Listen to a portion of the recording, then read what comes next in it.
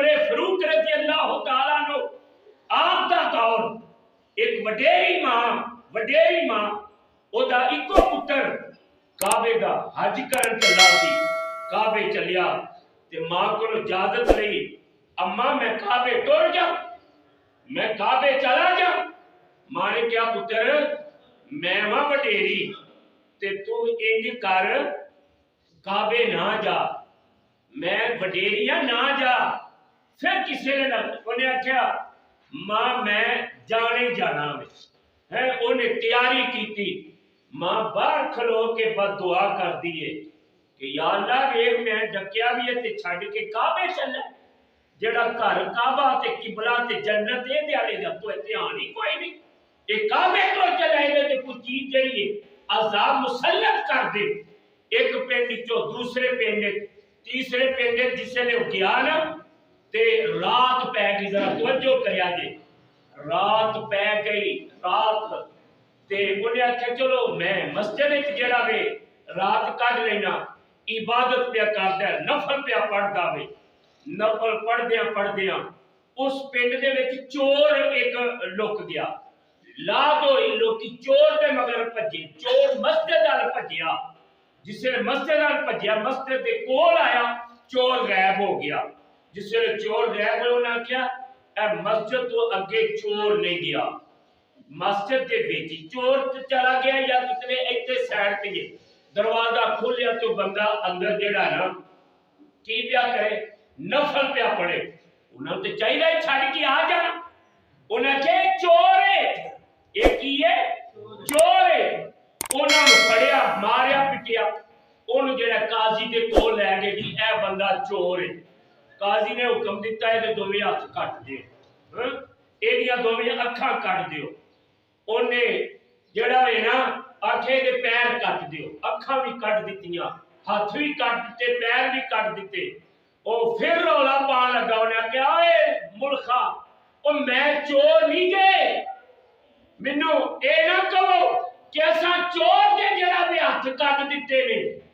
जिसले तुसी आंदे हो ना कि चोर दे हाथ कटे ने मैनू बड़ी तकलीफ होंदी है। उन्हें क्या फिर असी की करिए की आखिए तेनू। ओ बंदा जिदी हाथ कटे गए आखो एक मां का नाम फरमान बंदा ओदी हाथ कटे गए, ओदियां अखां कटियां गईयां ने, ओदे पैर कटे गए ने। उन्हें आख्या यार ये की आंदा वे, असी आने चोर ये आंदा इंज आखो कि एक ना फरमान दे जेड़ा वे हाथ पैर कटे गए ने। उन्हें जिसले वेखो उन्हें आख्या वाकई ये चोर ते नहीं। उन्हें चुकिया ओदे इलाके च जेड़ा वे ओनू पहुंचा दिता। वो अपने दरवाजे ते पे आवाज मारदा, अंदरों आवाज मारदा मैनू बड़ी भुख लगी है, नहीं आने वाली है भैने बीबी है मैनू रोटी दे दे, नहीं माए बुढ़ी है मैनू रोटी दे दे। मां कहती है तू गैर महरम है मैं तेनू रोटी नहीं देनी। आख्या मेरिया ते अखां ही कोई नहीं, अखां ही कोई नहीं। आख्या मैं जेड़ा भी हाथ अगे कर, कह लगा मेरे हाथ भी कोई नहीं। कह लगी मां कटोर के आ रोटी नहीं लै, कह लगा मेरे पैर ही कोई नहीं।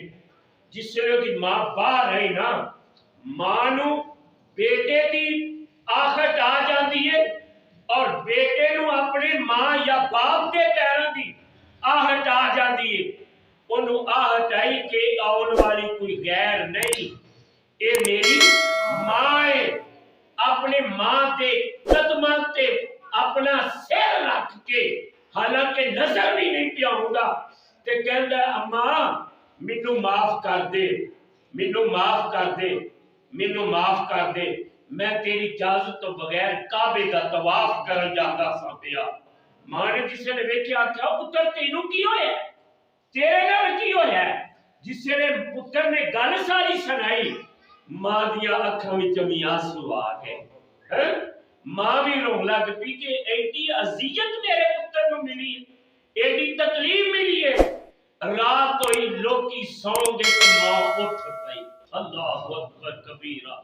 मां जाग पई, मां जिसले जागी ना ते रब दी बारगाह अर्ज कर दिए सोनिया ए नाफरमानी ने की सजा इनू मिल गई है, हुण इहदी नाफरमानी माफ नहीं करदा।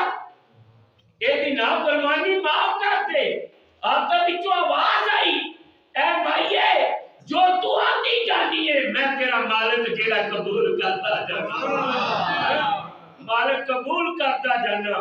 मां दिए मेरे मालिक तेरे जिद्दा वड्डा कायनात ते कोई नहीं है, तू सारे दा मालिक है। इंज कर इनू अखा अता कर दे, अखा जेड़ियां ने मिल गईयां इनू हाथ अता कर दे, हाथ भी सलामत हो गए। फरमाया इनू पैर दे दे, पैर भी रब ने ठीक कर दिते।